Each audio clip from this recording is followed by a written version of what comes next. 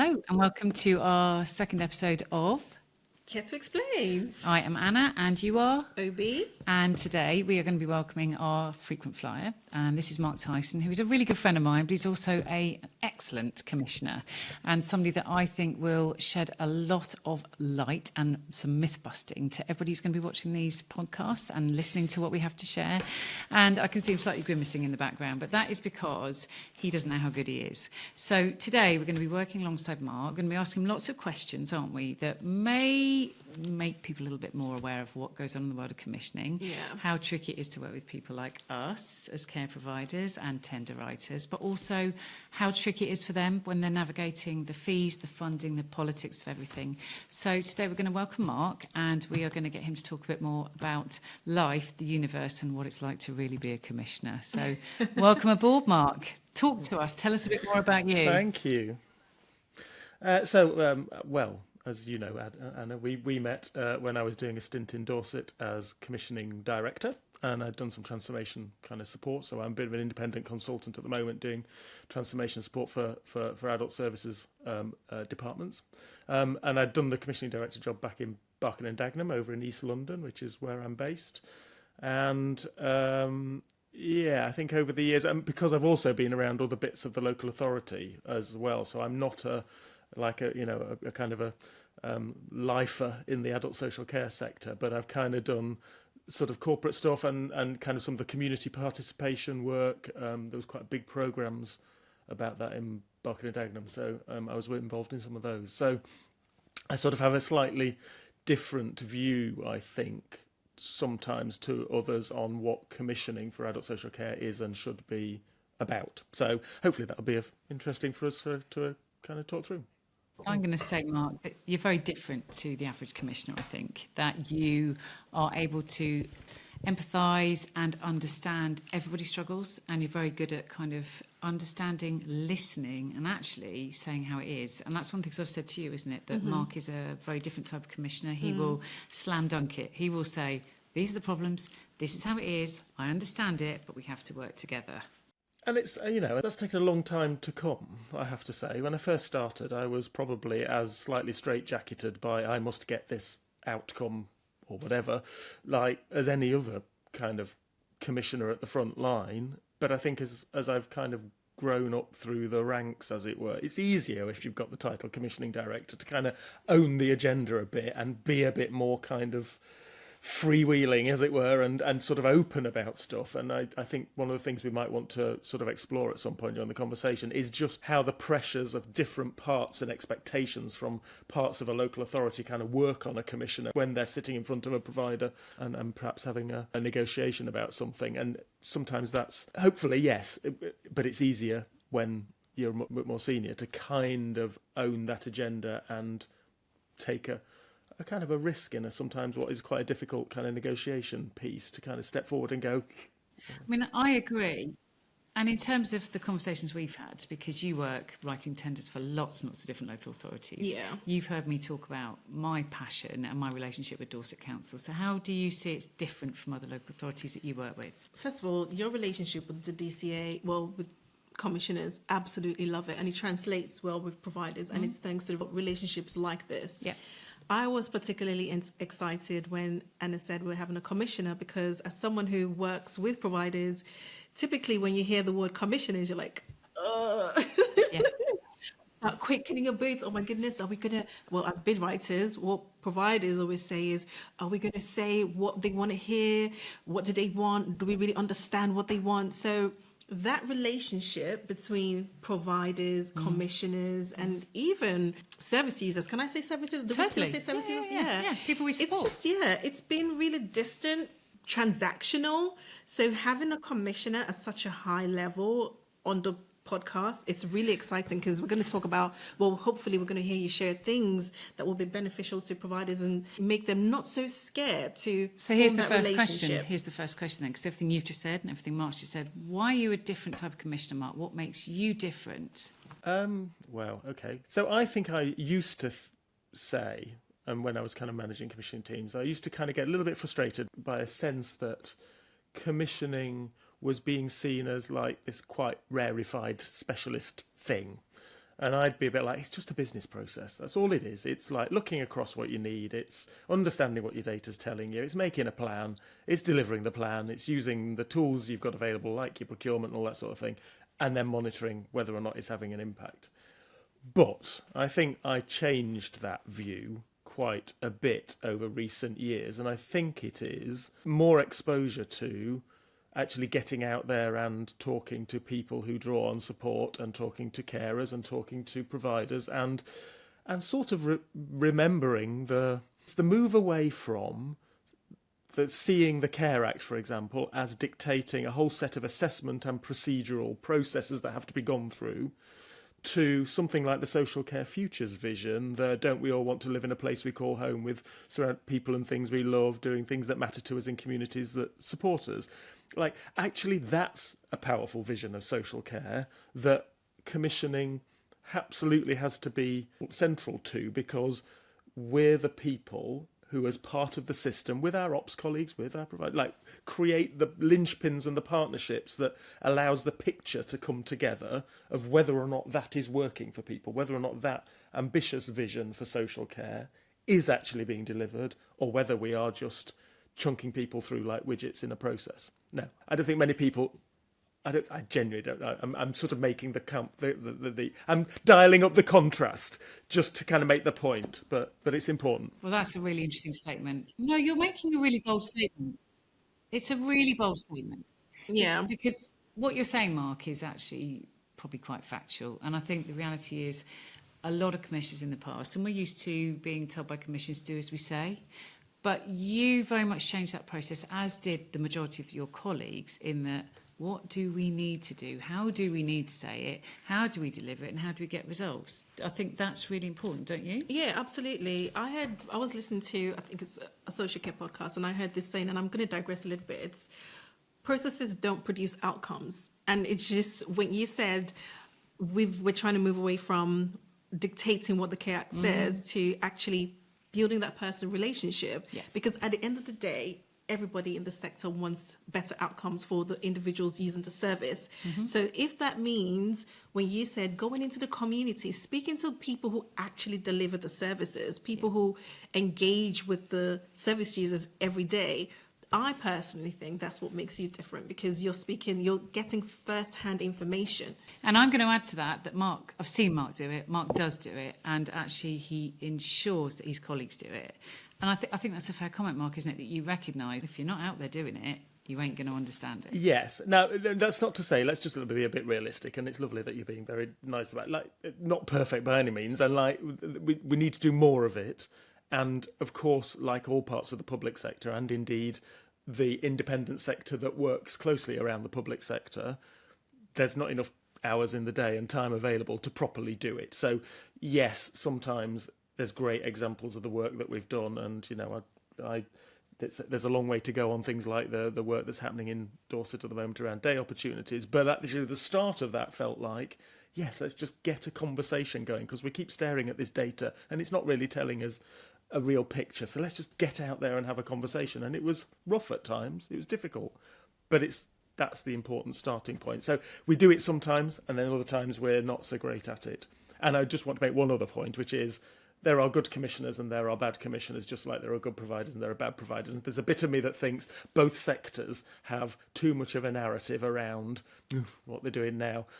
Like, actually, it's a mixed picture on both parts, and we need to just work a bit better. Because, to your point, I think the local coalition of the statutory sector locally and the independent sector in care, I think, is what we need to work on as a whole adult social care sector, because too much of it is that we're grappling and we're sort of fighting over resources and having kind of quite tense conversations, because actually national government has failed for 20, 30 years to properly establish a sustainable adult social care sector. And I totally agree with that. And actually, the bit we forget about is there's an end user here. There's the people Exactly. support, Exactly. right Yeah. stuck in the middle Yeah. with the politics and the funding Yeah. and the Yeah. families and the commissioners and all of the circle of support effectively around that person. And they are the most important person out of all of this. And I think that's the bit that we really need to focus on. We lose sight of that all the time. And one of the things we talked about in our first episode is that if you cut me in half, I literally do bleed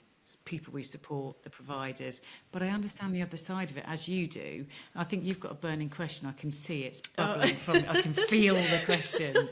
Well, Do Mark, it. do you care to explain just what I did there? See what you did Hated there. that. What actually is commissioning? What is it? So normally when you ask that question, you'll get somebody throwing back at you the sort of cycle, the kind of 4 or 5 stage cycle, whatever you want to call it, of plan, do, review, that sort of thing, analyse. Yeah. And the commissioning cycle of the NHS has, all that sort of thing. And so yes, it is a bit of it's presented as a process, but actually I think it's not. I know, back to what I said earlier, it's not so much that it's a business process. I think commissioning is, as actually strategy making generally in the public sector is more now than it used to be, it's a relationship management role.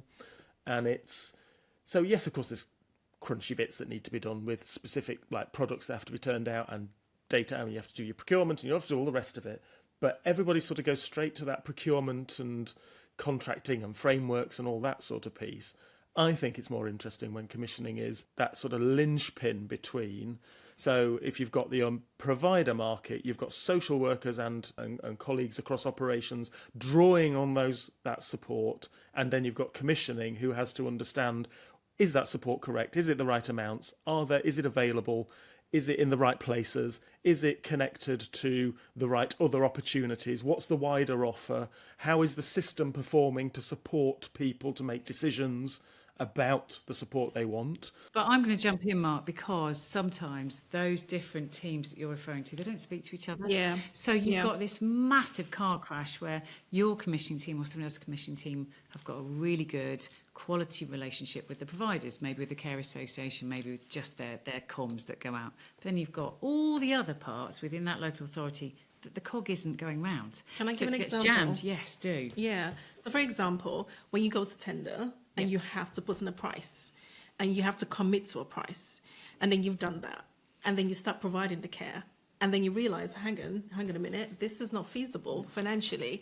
And then you raise that with the social worker, and the social worker says, actually, I've been told by commissioning that or by brokerage that this is the price that you've agreed to.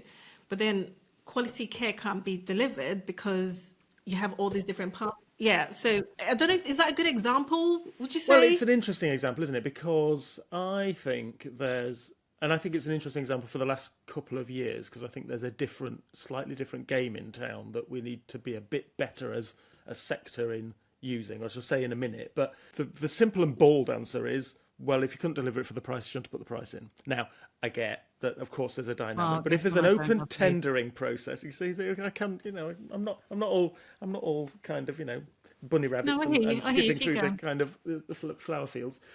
So, if you're going to bid, you've got to be able to stand by the price. Now, we should be doing, and we would normally be doing in a tendering process, a bit of prodding at that. Is that a reasonable price? Can they deliver for that price? And sometimes people will absolutely fall down because they just totally undercut everything and it's not feasible. It's just not believable. I'm going to jump in, Mark. But I think just the other bit, sorry, because I think things change and develop, don't they? Like, we know the world moves on. You might have bid for it 2 years ago.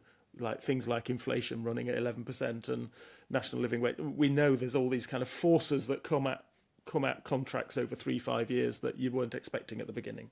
So the dialogue about the uplifts and things that is the kind of bane of all our lives every year is, I think, the thing that's changing that. And I know providers by and large hate engaging with commissioners on fair cost of care analyses.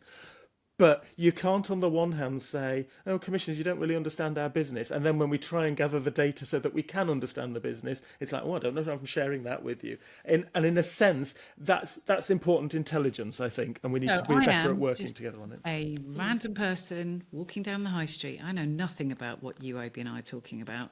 So basically, what we're saying is that we put a price on a person's head. That's a fair comment. So a service user, a person that we support, a local authority says, tell me what you can deliver their care for. You haven't even met them, but what's the price you're going to agree to? So this is me being harsh and right back at you. But the reality is that we don't see that person as a person. We see them as a cost. And we as providers and you as a tender writer go, we'll deliver care for Bob the builder for this price. But Bob the builder's needs could be completely different to, Bertie the Purty next door. And as hard as that sounds, for a member of the public, that is actually what we end up doing, because you're referring to when you bid, we're bidding for a person, aren't we? We're not at an auction. So come back to me on that. Yeah, so I guess there's two things to unpick there. So sometimes it will be simply it's a contract. It's this many hours of support. This is what an hour of support costs, and it's aggregated, and then in a sense we're matching people to some of that capacity you've just bid to us. So that's a sort of service level agreement. And then I think what you're also talking about is sometimes we will say we've got somebody who needs waking night support and one-to-ones for this part of the day, and we've assessed through our Care Act assessment that is what they need in order to be able to meet their outcomes. What's the offer? What's the possibility? What can you do for that? Now, that's, I think you're right to point out that that's a different conversation, and it's a conversation that needs to be sensitive to the fact that, we are talking about how can we meet somebody's identified eligible needs, the right resource. The bit that's the unfortunate realistic bit is we have to be able to put a price to that, because we need to be able to say that we are being fair across all of the needs that are presenting to us. So we've got, a local authority the size of somewhere like Dorset, might have 4,500 people in long-term care. Like, that's 4,500 different sets of needs for different people with very different requirements. But the job, and this is why I found commissioning actually quite kind of fascinating in a way, because you do have to turn that into a business calculation about how does that fit into the £168 million that Dorset spends on adult social care each year. So, and have we got the balances right? And if we're spending too much on a certain part of either crudely the market in a certain type of care that is being driven at quite high prices and costs because of perceived risks in delivery, because it's sometimes really complex care, and it's challenging to deliver it reliably, and so sometimes those costs are. But if we're spending too much there, then what are people not getting at a different part of the group? And that abstract kind of is challenging, because it takes you away from all of the things we really like about how we're meeting individuals. But we have to do that. That's our job, because we're working with public money. So absolutely, sometimes we perhaps what's helpful about this is we don't have that conversation openly enough, and often enough to be on the same page with what's happening. I was going to say, does that have relevance in commissioning routes to care? Because it's more about the business. Because if they don't have care providers to push people towards, if we don't recruit and retain, they've got no options or choices, have they, to purchase care? Okay, because I was thinking it's more about the operation side of things, like how public funds is managed. So you were just asking me about why it would be important for Mark and local authorities to be considering routes into care through employment, recruitment, retention, because you weren't sure why that was relevant. But for me, if I am a commissioner and I'm purchasing care, I need to ensure that there are lots of different pathways and streams that I can buy from. Oh, I see. Okay. So if everybody, particularly our Gen Zs, are going, can't be asked, don't understand care, don't want to go into it, you just bum wipe, then they've got no purchasing options, and then there becomes a classic group of people who they always buy from. Okay. So when we were on our first episode, I said to you today had been really good because there was a brand new potential young person, Gen Z, wanting to set up their own care provision. I was like, that is fantastic. Yeah. So dig a bit deeper. This is where we could possibly talk about the different frameworks that exist, because in terms of route to care, the best route to market is through public procurement. It's the main way. So is this more a conversation about discussing the different aspects of commission that's available, that could be introduced? I think what's interesting about what you were just saying there is you were talking about the workforce at one point. How do people get into the workforce? How do we keep the workforce as healthy and sustainable and, so on?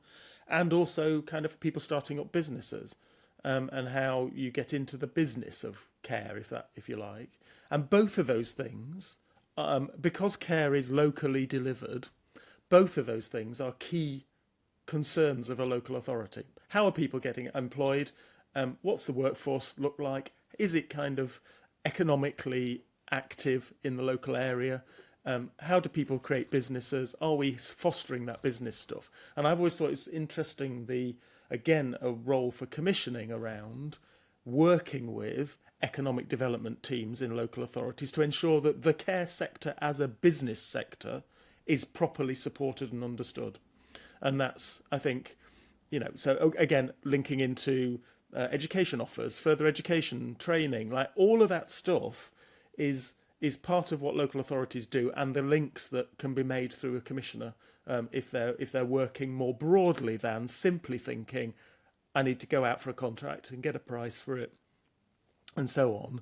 Actually, if I want a price that's frankly, good value, best value, are there things we could be doing that's a kind of support across the sector that allows that best value to be offered? Because we've put in training programs, we've supported FE college, training development, apprenticeships, that sort of there's all sorts of opportunities, I think, to be able to But doesn't that have to come from above? So government have to recognise that money has to be invested. Yeah. And it doesn't feel like that. It Yeah. doesn't feel like anybody Does it? needs to or understands the fact that if we don't invest in our future, and I said earlier, and I will keep saying it, I do feel like we are the fourth emergency service because we're propping the NHS up, and in fact we're propping you guys up. You're not getting the money that you need to sustain what you need to do.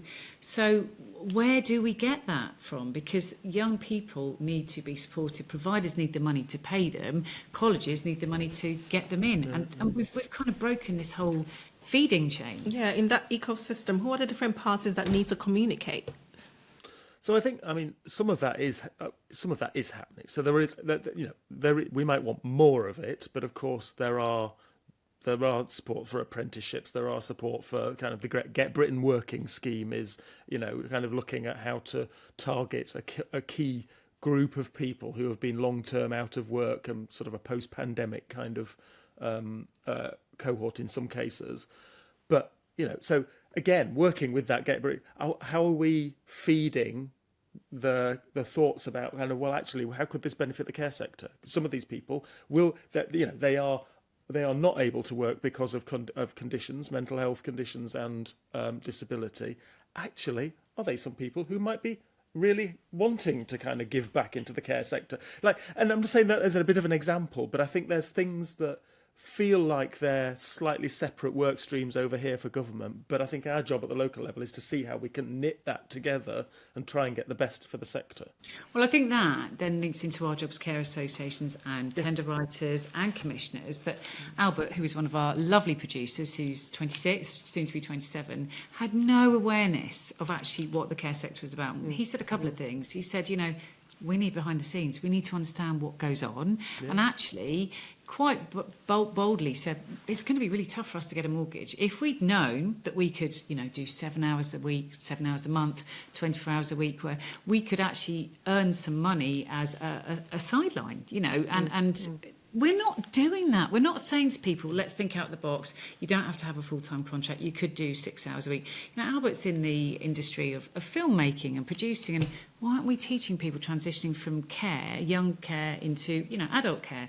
Why aren't we working with young people on, let's become a DJ, let's be a tender writer? We're not doing enough to bring people into the world of care, or the world of commissioning, quite frankly, are we?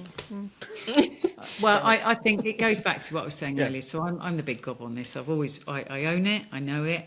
But the reality is, care is and can be quite sexy, and we are just not selling it.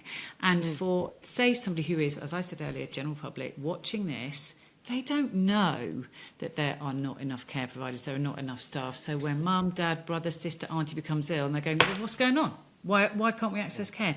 Because people don't want to work in it. We are in an incredibly challenging position about how we pay people, the minimum wage. We're not recognised as a sexy career. And it doesn't have to be it doesn't have to be the formal care sector either. I think there's this whole bit about the kind of self-directed support, the personal assistant market. Now we need to get it properly funded, and the temptation to drive down the PA hourly rate to too low a level is always going to be there, but we need to go.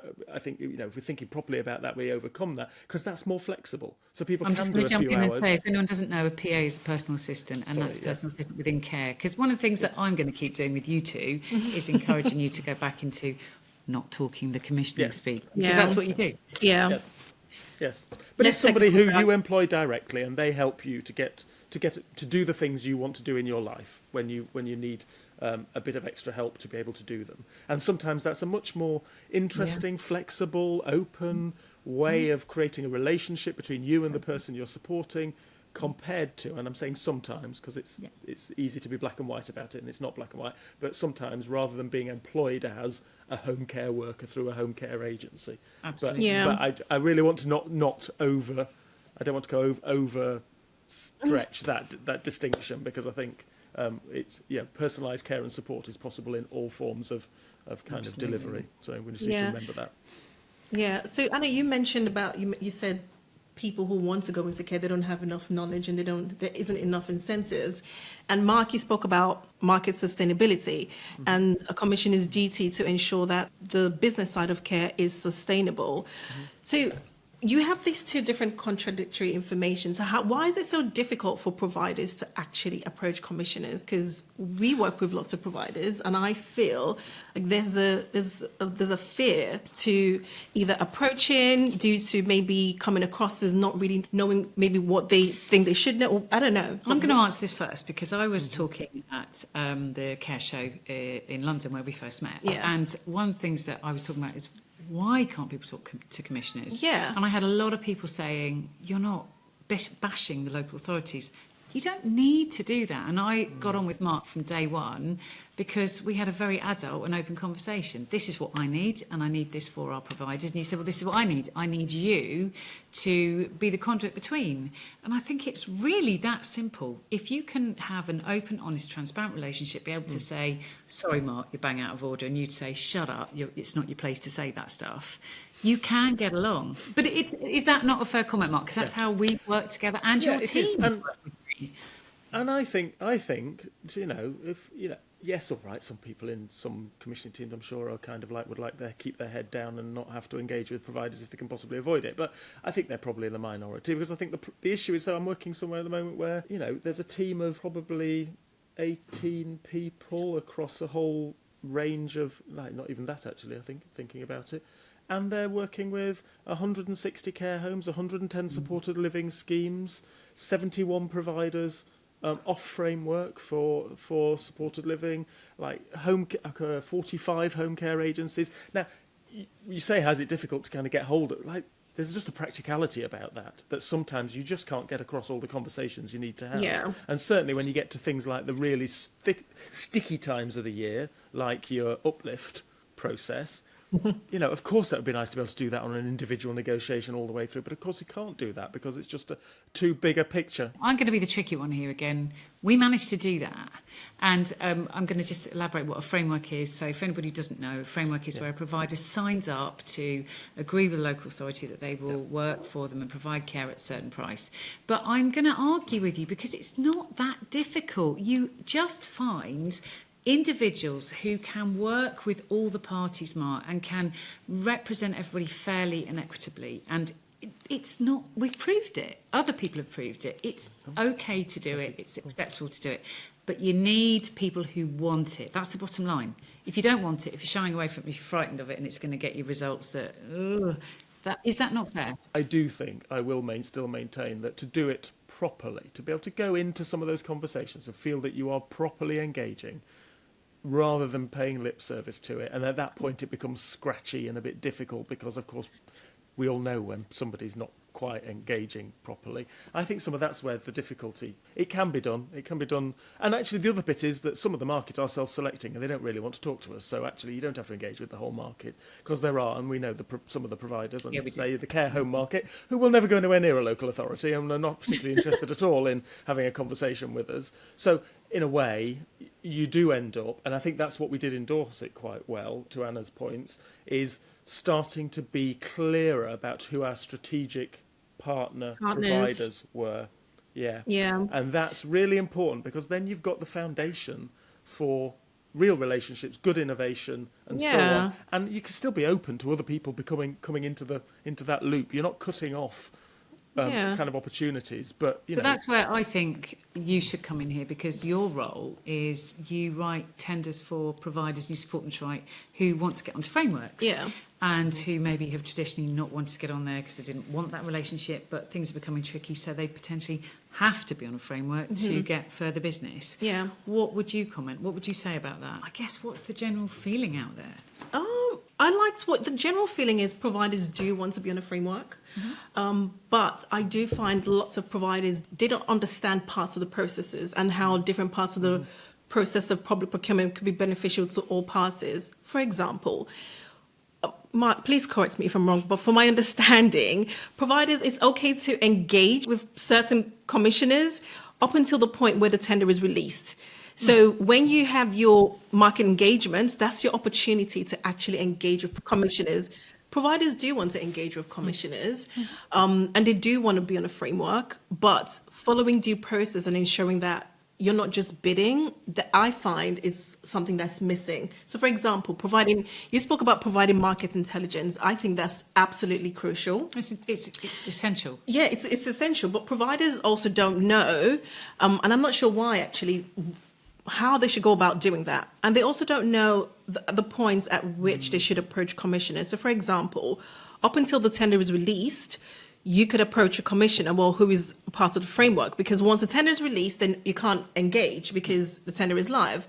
But prior to that, and once the tender is closed, that's your opportunity to actually engage, understand the market, provide market intelligence. So commissioners like yourself could actually develop a business case or a service that's beneficial to the sector. I was going to sort of take it as a point to actually, it's a plea, almost a plea to my colleagues across commissioning generally, which is to put the time into ensuring that the market has those opportunities to engage when it's not the crucial point of a tender.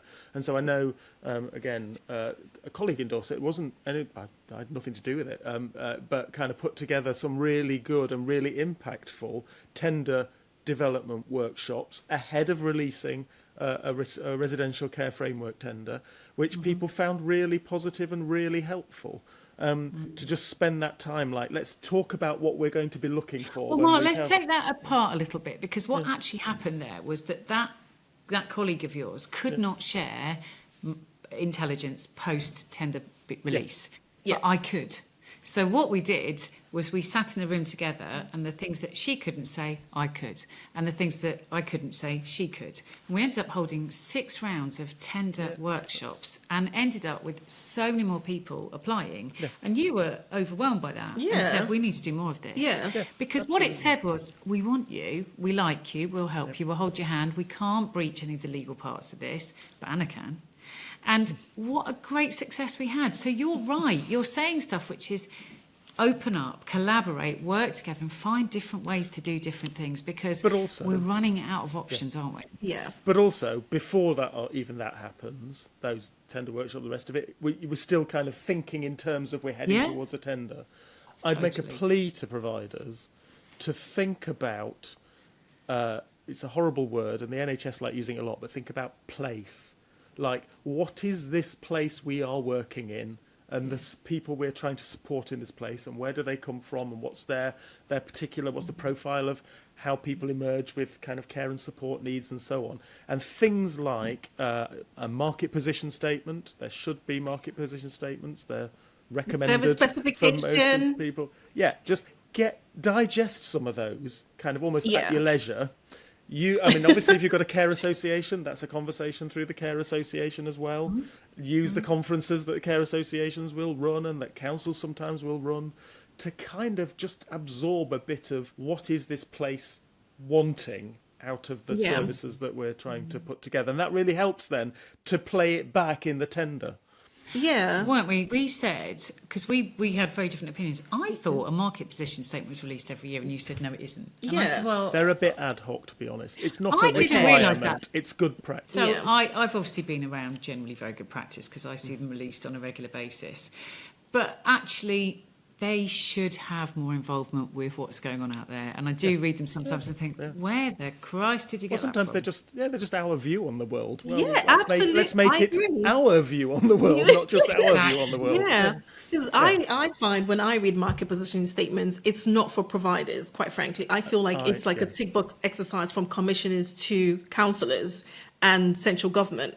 So that's what I think. Preferably the service specifications, better intelligence in terms of understanding the individuals you'd be supporting, the geographical area, and how to tailor your service to ensure that it's meeting the needs of the individuals in that particular area.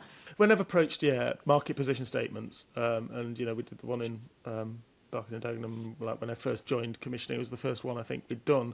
It was a real sense of like, actually, can we make this, talk to a provider through this document. Okay. Give Imagine them, if you want to run a care business in this borough, this is the stuff you need to know. Please don't give me any more basic home care. I'm awash with it. But what I do need is complexity. I need challenging behaviour management and like whatever. Like make it so that somebody can pick it up and go, yeah, okay, I get it. If I want to run a business in this borough, this is the sort of stuff that they're crying out for. And keep it as simple as that, frankly. To wrap us up a bit here, because I think we've asked some really quite challenging questions, and they could get a lot more challenging, and Mark and I both know that. But I think if I was to say to you, Mark, in terms of joining us on a regular basis, being a frequent flyer, what do you want to achieve out of your role in care to explain? What's important to you as a commissioner, as a man, as a person who understands care, who is going to be in politics and in a local authority long term? What do you want to achieve out of this? What do you want our listeners, watchers to understand? Well, for a start, I'm not in politics. I'm strictly neutral as a local government officer. But anyway, except when the wine flows. I think it is important to hear a bit of a commissioner. Well, I'm not going to claim to speak for the entire sector, but just to hear a bit of a perspective from this part of the world, as it were, on some of the things that actually sometimes we don't get engaged in. I think it's also quite nice to flex my own muscles around not the commissioning end, but actually what we're here to do for the people out there that draw on support. And actually, I hope that some of the things that you might say, oh, can you come in and we're going to have a conversation about this and what do you think, might make me think, blimey, what do I think? And actually, have I thought about this enough? Like, have I really thought about enough about kind of positive behaviour support in learning disability services? Have I thought what that actually looks like and should look like? And because sometimes, I've got a specialist commissioner who's just done all the running on it, and because I've moved on to kind of being head of service or director, like in a way I haven't kind of sometimes got involved in all of those things, and I should have a thought about it. I should have a sense of it. So hopefully it'll prod me on things that maybe I don't actually have a detailed view on, but maybe I've got a former view because I should have a view. Oby, Really refreshing. what do you think? Because you're going to be listening to Mark, and you work with quite challenging commissioners. Yeah. Believe me, he can be quite challenging, audience, just so you know. But what do you think that Nice we as will... anything. Yeah, whatever. But what do you think that we will gain from working alongside Mark? And actually, we're going to invite him back for kind of deep dives into questions we might have asked, where he then thinks we need to re-challenge this, or you didn't go further enough. So what's your view? I think my view is this. First of all, a commissioner coming on here and being so open and vocal and speaking less transactional and more relationship based, I think is so forward thinking and it's exactly what the sector needs. Yeah. I especially love that you refer to commissioners as the linchpin and you're the connectors between all the parties involved in care. Because one of the issues that I see is the fragmentation, people not talking to each other. And I know it's like I'm laboring the point, everybody talks about it, but this is a step in the right direction. This is actually what needs to happen. I've been in rooms with commissioners, and because I'm a bid writer, it's seen as, oh, she doesn't really know. You're not a provider. You don't actually provide the support. But being in a space where actually I can bring my own perspective from working with providers, they don't have the time to say, actually, to you, or commissioners as an example, this is where I'm struggling. But we can actually do that. So unlike yourself, you're the actual advocates for providers, but we also bring intelligence to the market too. So what I'm excited about is just being able to to learn more commissioners speak, and to also Not too much commissioning speak. I don't not know. too not too much, as Anna says, No. but yeah, just to also find ways, simplified ways, honest ways to support providers who actually deliver services to service users. And I would say the bit that's really important for me is, yes, I always do support the providers, but actually Mark will tell you that I also support the commissioners. So there are Okay. times when providers massively overstep the mark or massively don't get it or are actually quite unkind. Yeah. And so There's what that I too. am able to do is say, Jesus, they're having as tough a time as we are, just in a very different way. And I think the thing that I remember the most about Mark is the very first time he spoke to all the providers in Dorset, and they didn't really know him. He stood on a stage and he said, Jesus, everybody, there's not a lot I can say. We've been crapped on from quite a big height, and actually in turn that impacts on you, so let's work together. Love And that. everybody in that room went, he's all right, that bloke. And actually I'm still that sure you've is- said that before, and I'm still sure that's not No, I quite know, my I language. know. But anyway, never mind. but it, The but it, sentiment was there. if you are open and transparent and honest and slightly emotional with some empathy, people are going to go, he's all right, that bloke. Because they will. When you come in and you peacock on the stage and you talk about how difficult it is for you, people go, what about us? Yeah. And then in turn, what about the people we support? And I think that's why everything that Mark said and you've said and I've said, between the three of us, I really hope that we can, exactly as Mark said, start to make some commissioners think differently. Providers think, actually, they can be okay. Bid writers know how to approach commissioners appropriately. And I think that's our task, isn't it? That's what we want to achieve together. Yeah. Yeah, I think so. Absolutely. And if I would just add one more thing is, it's public procurement, which is the buying and selling of goods and services. I knew you were going to just say, what Including is that? people. Including people. It's public funds. So commissioners also have a duty of care to the funds to be managed appropriately. And that's why the public procurement process exists in the first place. Yeah. For fair, transparent use of funds, of public funds. Yeah. So commissioners also have a duty, and like you said, just echoing what you said, we also have to be fair to commissioners as well. We're talking about the relationship bit and the kind of people getting all kind of different, like, you know, into detail and not being very relational. I think we've talked a lot about this kind of lovely, kind of fluffy world of kind of strategic relationships and, you know, etc. I'm not downplaying it, but but I think there's something about also remembering that there is a kind of crunchy, kind of safeguarding driven quality contract adherence that is part of commissioning. And I always think it's helpful when the operational bits like that and the strategic bits are all one service, so that you get one relationship, even if they're different conversations and sometimes they're uncomfortable conversations. So it's just something about that, because I think sometimes people complain about engaging with the local authority and how difficult it was, but actually there's well, you know, we haven't seen this many safeguardings in one service for a long time, so why are we having this conversation? So just occasionally we do have to be the kind of nasty people. Meaning? Meanies. We have to be meanies. I think that's a really good point, actually. But Yeah, the secret 'cause is to it be able comes to make back it all one conversation, so it feels like you're dealing with the same organisation, not those people over there that don't understand what those people over there are doing. That's the important bit. I agree with that. But I'm just going to reiterate again, maybe get your safeguarding team to be part of the bigger picture, because that is another issue within local authorities where safeguarding isn't always working alongside the commissioning team aren't working alongside brokerage. And that's not a dig, it's just that it's so frustrating when the commissioners are doing a brilliant job and safeguarding aren't tracking what's happening. And then people start to fall out with each other and there's a lack of comms. But I am going to wrap this up. I personally found this fascinating. Yeah, So did I. We could chat about this for ages. We could, and I think we're going to. And I I think feel like we should do an episode on how the different parts of, I don't want to use the word stakeholders, interact with each other. I think that's really important, because I think one of the this things we should also be talking about is the councillors and how they interact with Yeah, the care absolutely. teams and all of the providers. So How central government, local government, commissioners, how everybody works together. for me, I've obviously had a glass of wine. Have you had a glass of wine, Oby? I've had two. Well done. And Mark's had a glass of water. I'm on San Pellegrino, thank you. sorry. Oh, are you really? Get you. So much posher in London than we are here. But I think this has been a good first episode. Yeah. I think one of the things I've learned tonight is that I'm going to have to rein you two in about the kind of acronyms that you use and expect people to understand. So I'm going to be the kind of person that whips you both and says, what do you mean? What does that mean? Because I want everyone to be able to Yeah, understand our understand, yeah. world. But Yeah. for me, it's been super Good call. positive. I hope that you join us on our journey, Mark, and you've said you're going to. Oby has been great company. She's had 2 glasses of wine, though, which is always a good thing.